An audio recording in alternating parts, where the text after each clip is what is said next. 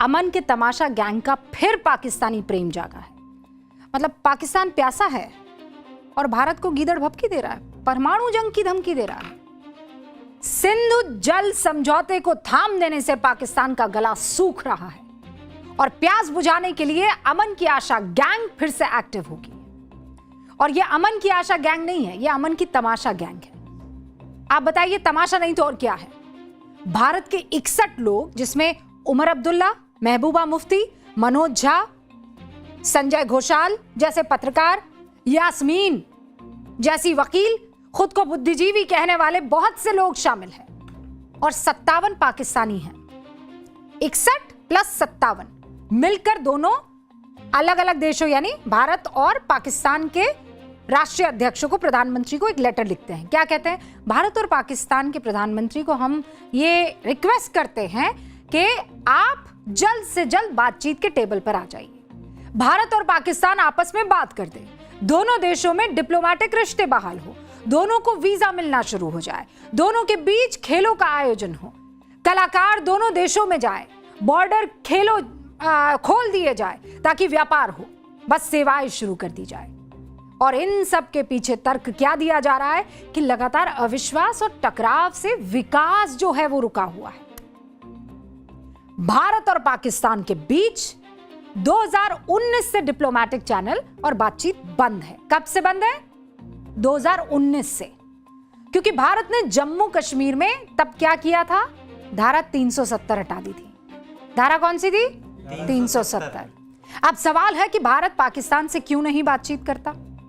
भैया, हम तो वसुधैव कुटुंबकम मानने वाले लोग हैं ना, हम तो पूरी दुनिया को परिवार मानते हैं और हम तो हमेशा ये प्रार्थना करते हैं कि सारे के सारे लोग सुख के साथ रहे, कोई भी रोग किसी को ना हो। हम तो ये नहीं कहते हैं कि पड़ोसी मुल्क को हमें ना हो, या हिंदू को हो मुसलमान को ना हो, या मुसलमान को हो हिंदू को ना हो, ऐसा तो कुछ नहीं कहते। हम तो कहते हैं कि सारे जितने भी लोग हैं इस दुनिया में उनके लिए प्रार्थना करते हैं, पूरी इस दुनिया को हमारा कुटुंब मानते हैं और ये तो पड़ोसी है।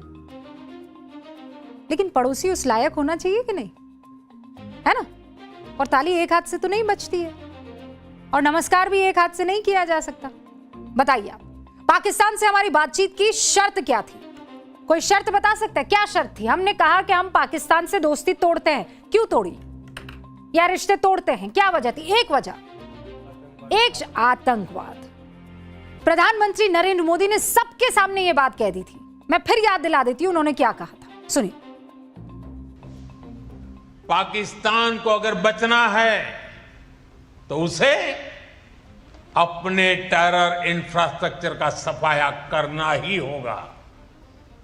इसके अलावा शांति का कोई रास्ता नहीं है। भारत का मत एकदम स्पष्ट है। टेरर और टॉक एक साथ नहीं हो सकते। टेरर और ट्रेड एक साथ नहीं चल सकते और पानी और खून भी एक साथ नहीं बह सकता। सिंपल सी बात है। अब बताइए, पाकिस्तान ने ऐसी कौन सी शर्त पूरी कर ली, ऐसी कौन सी बात मान ली, ऐसे कौन से आतंकी ढांचे खत्म कर लिए कि इन 61 भारतीयों को यह लग रहा है कि हमें पाकिस्तान से बात कर लेनी चाहिए? आप सिर्फ हाँ या ना में मुझे जवाब दे दीजिएगा। मैं आप लोगों को टीवी के उस पार सुन तो नहीं पाऊंगी, लेकिन एनर्जी आपकी मुझ तक पहुंच जाएगी। क्या पाकिस्तान ने पहलगाम हमले में शामिल जैश ए मोहम्मद के ठिकानों पर ताला लगा दिया? नहीं। उल्टा भारत के हमले में टूट चुके उसके हेडक्वार्टर को फिर से बनवा दिया। यह फैक्ट है। अगला सवाल, क्या पहलगाम हमले के लिए पाकिस्तानी सेना प्रमुख आसिम मुनीर को उकसाऊ बयान का जिम्मेदार मानते हुए उस पर कार्रवाई की गई? नहीं की गई। उसकी जगह क्या हुआ? फील्ड मार्शल बनाकर उसे सम्मानित किया गया। पाकिस्तान ने जैश ए मोहम्मद का सरगना मसूद अजहर को पाकिस्तान में दामाद बनाकर रखा हुआ है। पाकिस्तान ने वही किया जो वो सालों से कर रहा है, आतंकियों को पाल पोस रहा है। पाकिस्तानी सरकार तो आप छोड़ ही दीजिए, मैं अब आपको एक तस्वीर दिखाती हूं जहां ये आतंकी कैसे आम नागरिकों और वहां के जो ये सेलिब्रिटीज हैं जिन्होंने बड़े बड़े इनके हिसाब से काम किए, उनके साथ कैसे घुल मिल कर रहते हैं। अब ये 4-5 दिन पुरानी तस्वीर है। पाकिस्तान के पूर्व क्रिकेटर शोएब अख्तर के भाई के जनाजे की ये तस्वीर है और इसमें ये शख्स आपको दिख रहा है, ये लाल डब्बे में कौन है? ये आतंकवादी है, लश्कर-ए-तैयबा का आतंकवादी है। और एक आतंकी नहीं, पूरा झुंड पहुंचा था वह आतंकियों का। लश्कर-ए-तैयबा वही संगठन है जिसने पहलगाम आतंकी हमले को अंजाम दिया, जहां धर्म पूछकर 26 लोगों को मारा गया। आप बताइए, इनसे क्या बातचीत करें और क्यों करें? पाकिस्तान को कोई मुंह ना लगने दे हिंदुस्तान में। और बताइए, पाकिस्तान से बात करके, या छोड़िए बात करके तो छोड़ दीजिए, पाकिस्तान से ना बात करके हमको नुकसान क्या हो रहा है? मतलब भारत से पूरी दुनिया अभी व्यापार समझौता कर रही है और करना चाहती है। हम ब्रिटेन से फ्री ट्रेड डील कर रहे हैं जिनसे हमारा व्यापार 1,46,000 करोड़ रुपए का है। कितना है? 1,46,000 करोड़ रुपए का। भारत ने यूरोपीय यूनियन के साथ फ्री ट्रेड डील साइन कर ली है और इस डील को क्या कहते हैं? Mother of all deal. क्या कहते हैं? हाँ, मम्मी ऑफ ऑल डील, माताजी ऑफ ऑल डील। और मालूम है आपको, भारत और यूरोपीय यूनियन के बीच बीते साल 11,05,000 करोड़ रुपए का व्यापार हुआ है। भारत यूरोप के साथ 4 साल में उतना व्यापार कर लेता है जितना पाकिस्तान की पूरी इकोनॉमी है। क्यों करे बात भैया? पाकिस्तान की हैसियत इतनी है ही नहीं, और भारत अगर उसे इग्नोर कर दे तो भारत को कोई नुकसान नहीं होगा। लेकिन शांति दूत बनने के चक्कर में कुछ लोग जरूर अपना नुकसान गिन रहे हैं। हमारा क्या होगा, हमें कौन पूछेगा। वैसे इस पत्र पर साइन करने वाले फारूक अब्दुल्ला, महबूबा मुफ्ती से लेकर आरजेडी सांसद मनोज झा तक, इन 61 में से एक ने भी यह हिम्मत दिखाई है कि पहलगाम के पीड़ित परिवार में से किसी एक का साइन करवा ले उस खत पर जो दोनों प्रधानमंत्रियों को लिखा है, और कहते हैं कि जिन पर हमला हुआ वो भी पाकिस्तान से बातचीत चाहते हैं। ये लोग भिखारियों के कलाकारों को भारत में काम करते देखना चाहते हैं, तो लिखवा लेते ना पीड़ित परिवारों से। लेकिन हिम्मत है आपकी कि पीड़ित परिवारों के सामने जाकर ये कह दें कि उस आतंकिस्तान से हम बात करना चाहते हैं। और बात कर रहे हैं अविश्वास की। अविश्वास बढ़ा जब जुलाई 1979 में तत्कालीन प्रधानमंत्री राजीव गांधी पाकिस्तान गए, 89 में माफ कीजिएगा, और बदले में 89 के अंत में कश्मीर में पाकिस्तान समर्थित आतंकवाद का दौर शुरू हो गया। अविश्वास बढ़ा जब फरवरी 1999 में प्रधानमंत्री अटल बिहारी वाजपेयी बस लेकर लाहौर पहुंचे। कौन सा साल था वो? 1999। फरवरी 1999 में प्रधानमंत्री अटल बिहारी वाजपेयी बस लेकर लाहौर पहुंचे थे। पाकिस्तान करगिल इलाके में घुसपैठ करता है। उसके बाद एक तरफ नवाज शरीफ भारत के प्रधानमंत्री से गले लगते हैं, दूसरी तरफ पाकिस्तानी सेना प्रमुख मुशर्रफ भारत की जमीन पर आक्रमण की तैयारी करते हैं। और नतीजा क्या है? मई 1999 में करगिल की जंग। अविश्वास तब बढ़ा जब जुलाई 2001 में पाकिस्तानी राष्ट्रपति मुशर्रफ भारत आते हैं। आगरा समिट में अटल बिहारी वाजपेयी से दोस्ती बढ़ाने के शगुफे छोड़ते हैं। उसका अंजाम क्या दिया पाकिस्तान ने? दिसंबर में 2001 में भारत के संसद पर आतंकी हमला। 2008 सितंबर का महीना, यूएन जनरल असेंबली के दौरान भारत के प्रधानमंत्री मनमोहन सिंह और पाकिस्तान के राष्ट्रपति आसिफ अली जरदारी मिलकर एक बयान देते हैं कि रिश्तों को बेहतर करेंगे, हम सब साथ मिलकर चलेंगे। और बदले में क्या हुआ? 2 महीने बाद 26 नवंबर 2008 को पाकिस्तान ने 10 आतंकियों को भेजा। मुंबई में 26/11 अटैक हुआ, 170 से ज्यादा लोग मारे गए। 25 दिसंबर 2015 प्रधानमंत्री नरेंद्र मोदी प्रोटोकॉल तोड़कर अचानक पाकिस्तान पहुंच जाते हैं। तत्कालीन पाकिस्तानी प्रधानमंत्री नवाज शरीफ के नातन के शादी समारोह में शामिल होते हैं। और फिर क्या हुआ? 2 जनवरी 2016 को पठानकोट एयरबेस पर आतंकी हमला होता है। इस देश की नींव ही धोखे पर टिकी है। ट्रॉफी चोर नेताओं से भरा हुआ है ये देश, और काम है सिर्फ आतंकियों को पालना। माफ कीजिएगा कि मैं इतना गुस्सा कर रही हूं। आज मुझे गुस्सा उन 61 लोगों पर आ रहा है जो विश्वास करने की वकालत, अरे हमने तो हर बार विश्वास किया है और हर बार इन लोगों ने हमें जख्मी किया है।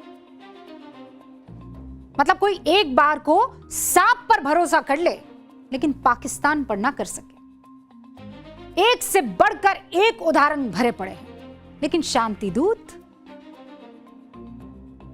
देश को कुछ होता रहे, हम तो वो सफेद वाले पंख उड़ाएंगे। इनको सफेद कफन नजर नहीं आते हैं जो पहलगाम में हुए। भारत और पाकिस्तान को इनको मिलाना है। और याद रखिएगा, हम वो मुल्क है कि इस पाकिस्तान ने हम पर न जाने कितनी दफा छुरा भोंकने की कोशिश की है। पिछले 78 सालों में 3 युद्ध लड़े हमने। सीमा पर गोलियां तो ये चलाते ही रहे हैं, आतंकवादी हमले तो ये करवाते ही रहे हैं, लेकिन हमने इंसानियत नहीं भूली। और यही वजह है कि एक समझौता हर आतंकी हमले के बावजूद, हर तूफान के बावजूद टूटा नहीं, अटूट रहा। जानते हैं वो समझौता कौन सा था? कोई एक बता पाएगा? Indus water treaty. 19 सितंबर 1960 में यह समझौता हुआ। 65 की जंग, 71 की लड़ाई, 99 का करगिल, मुंबई का आतंकी हमला, पुलवामा का आतंकी अटैक, सब झेल गए, अड़िग रहा लेकिन ये सिंधु जल संधि समझौता। लेकिन कहते हैं ना कि पानी जब सर से ऊपर चला जाता है तो आदमी को याद आता है। हमें भी ये एहसास हुआ। अप्रैल 2025 में पहलगाम वो पानी था जो सर से ऊपर गया, और पाकिस्तान के आतंकियों ने जो कायराना हरकत की, उसके बाद भारत ने 23 अप्रैल 2025 को पहली बार संधि को स्थगित कर दिया। अब आज आपको मैं एक एक करके डिटेल में बता दूंगी ये संधि कैसे पाकिस्तान का गला सुखाने पर मजबूर कर रही है। साल 1947 देश का बंटवारा हो गया था। देश का बंटवारा तो हुआ लेकिन नदियां नहीं बटी। जो सिंधु नदी प्रणाली है ना हमारी, जो इंडस बेसिन आपको पढ़ाया गया होगा 5वीं 6वीं में भूगोल में, इंडस बेसिन उसको कहते हैं सिंधु नदी प्रणाली। वो भारत से निकलकर पाकिस्तान में जाती है। तो उस पानी को लेकर विवाद बढ़ा और 13 साल तक बातचीत करते रहे हम लोग आपस में। फिर 1960 में वर्ल्ड बैंक की मध्यस्थता हुई कि भैया क्या है, पड़ोसी हो आप लोग, आपस में निपटा दो, आपस में बातचीत कर लो। तो भारत और पाकिस्तान के बीच में एक संधि साइन हुई, इंडस वाटर ट्रीटी। और उस वक्त भारत के प्रधानमंत्री कौन थे? जवाहरलाल नेहरू, है ना। पाकिस्तान के राष्ट्रपति फील्ड मार्शल अयूब खान उस वक्त वहां पर राष्ट्रपति थे पाकिस्तान के। दोनों ने साइन किए और इस समझौते का मकसद यह था कि सिंधु नदी प्रणाली के जल के को लेकर बंटवारा हो जाएगा दोनों देश में, और फिर कभी विवाद नहीं होगा। ठीक है। अब मैं इस मैप के जरिए आपको, ये मैप यहां पर लगा हुआ है, इस मैप के जरिए आपको कुछ समझाने की कोशिश करती हूं। भारत को इस संधि के जरिए जो है 20% पानी ही मिला। नदी यहां से होकर जाती है। ये जो आपको हरी लाइनें दिख रही है ना, ये जो हरी लाइनें यहां पर दिखाई दे रही है, ये है सिंधु, झेलम और चिनाब। और इन तीनों नदियों का पानी संधि के तहत मुख्य रूप से पाकिस्तान के हिस्से में आ गया। और ये जो नीली वाली आप लाइन देख रहे हैं, ये वाली, ये है सतलुज, ब्यास और रावी, ये भारत की है। इन तीनों नदियों का इस्तेमाल भारत कर सकता है। तो टोटल कितनी नदियां हो गई? 6 हो गई। ये 1, ये 2, ये 3, ये 4, ये 5 और ये 6। सिंधु, झेलम, चिनाब हो गई पाकिस्तान के पास, और सतलुज, ब्यास, रवि हो गई हमारे पास। अब आप ये कह सकते हैं कि भैया 3-3 हो गया ना बंटवारा, लेकिन यहां पर एक पेच है। जब इन नदियों का बंटवारा हुआ, 65 सालों तक संधि के तहत भारत के हिस्से में इन 6 नदियों का केवल 20% पानी आता रहा और 80 कहां गया? पाकिस्तान। 80 गया पाकिस्तान के पास। और इतना ही नहीं, इस समझौते के तहत भारत ने पाकिस्तान को 83 करोड़ रुपए भी दिए। कितने दिए? 83 करोड़। 83 करोड़ रुपए किसको दिए? आतंकिस्तान को, कि जाओ भैया तुम संभालो। अब आपके जहन में यह सवाल होगा कि आखिर 6 नदियों का बंटवारा आधा आधा किया जा सकता था, किया जा सकता कि नहीं किया जा सकता? मतलब काहे ये क्यों कि भाई 80 तुम रखो और 20 हम, जबकि नदियां 3-3 हैं? कैसे हो सकता है? ये सवाल आपके मन में आया? अब ऐसे ही सवाल कुछ लोगों के मन में तब भी आया। नवंबर 1960 का वो टाइम था जब लोकसभा में देश के तत्कालीन प्रधानमंत्री पंडित जवाहरलाल नेहरू से ये सवाल किया गया। सवाल पूछा कि भैया ऐसा क्यों हो रहा है कि 80% ये ले रहे हैं और 20 हम? तब पंडित जवाहरलाल नेहरू ने क्या कहा लोकसभा में, आप जानते हैं? जवाब बताऊं? अच्छा, उन्होंने कहा कोट अनकोट, लोकसभा के अंदर तत्कालीन प्रधानमंत्री पंडित नेहरू ने कहा, क्या हमारे हर कदम पर आकर पार्लियामेंट में पूछना पड़ेगा? आप लोग इस तरह के सवाल उठाकर संकीर्ण मानसिकता को दिखा रहे हैं। हम अपना पानी ऐसे ही नहीं दे रहे हैं, शांति स्थापित करने के लिए हम पानी दे रहे हैं। और ये मैं हवा में नहीं कह रही, ये रिकॉर्ड में है, हिस्ट्री के पन्नों में है। अप्रैल 2025 में भारत ने इंडस वाटर ट्रीटी को स्थगित किया और उसके बाद सब कहने लगे कि ये क्या है, इंसानियत का तकाजा नहीं है, आप ऐसा नहीं कर सकते हैं। लेकिन ये बात आप समझ लीजिए कि पाकिस्तान को भारत बिल्कुल पानी नहीं भेज रहा है, ऐसा नहीं है। हमारा प्लान तो यही है, लेकिन अभी ऐसा नहीं है। संधि हमने तोड़ दी है, लेकिन नदियां अभी भी बह रही है। अब नदी को आप समेट तो सकते नहीं, उसके लिए टाइम तो लगेगा ना। लेकिन बदला क्या है? बदला यह है कि पहले भारत अपनी जरूरत को पूरा कर देता है, फिर जो बचा कुचा पानी होता है वो छोड़ देता है। पहले ऐसा नहीं करता था, पहले जो संधि थी उसके हिसाब से छोड़ता, लेकिन अब वो पूरा जो इस्तेमाल कर रहा हूं, जो बचेगा फिर छोड़ देंगे भैया। इसी से पाकिस्तान परेशान है। पाकिस्तान का वो अखबार है ना डॉन, उसने दावा किया है। क्या दावा किया है ये नीचे देख लीजिए जल्दी से। क्या है दावा? राइस नहर में 8,700 क्यूसेक के मुकाबले अभी उनको मिल रहा है केवल 5,300 क्यूसेक पानी, यानी 38% की कमी है। फिर दादू नहर लाइए, वहां पर पहले आता था लगभग 5,000 क्यूसेक पानी, उसकी जगह कितना मिल रहा है? 82% कम मिल रहा है, 860 क्यूसेक ही मिल रहा है। फिर आ जाइए आप नॉर्थ वेस्टर्न नहर, वहां मिलता था लगभग 6,200 क्यूसेक पानी, लेकिन अभी कितना मिल रहा है? 2100। कमी कितने की है? 64.1% की कमी, यानी भारी भरकम कमी है ना। पाकिस्तान का यह हाल तब है जब भारत ने पूरी तरह से पानी रोका नहीं है, लेकिन जैसा मैंने आपको बताया पूरी तैयारी है। कैसे तैयारी है? हिमाचल प्रदेश में 2,352 करोड़ की लागत से चिनाब ब्यास लिंक टनल परियोजना शुरू हो गई, तो इससे हम पानी इकट्ठा कर पाएंगे, रोक पाएंगे, रिजर्वोयर इस्तेमाल कर पाएंगे। 8.5 किलोमीटर लंबी एक सुरंग चिनाब नदी में एक्स्ट्रा पानी को ब्यास बेसिन तक पहुंचा देगी। झेलम और चिनाब नदी पर कई बड़े हाइड्रो पावर प्रोजेक्ट्स पर काम जारी है। 1000 मेगावाट का पाकल दुल प्रोजेक्ट जम्मू कश्मीर के किश्तवाड़ में, चिनाब नदी पर दुलहस्ती स्टेज 2 जल विद्युत परियोजना को मंजूरी मिल गई है। फिर चिनाब नदी जो कश्मीर में है, वहां 31,380 करोड़ रुपए से बनने वाली 1,856 मेगावाट की सवालकोट परियोजना को मंजूरी मिल गई है। जम्मू कश्मीर के ही किश्तवाड़ में ऐसे ही एक 850 मेगावाट का रैटल प्रोजेक्ट जो है वो बनेगा, इसकी हरी झंडी मिल चुकी है।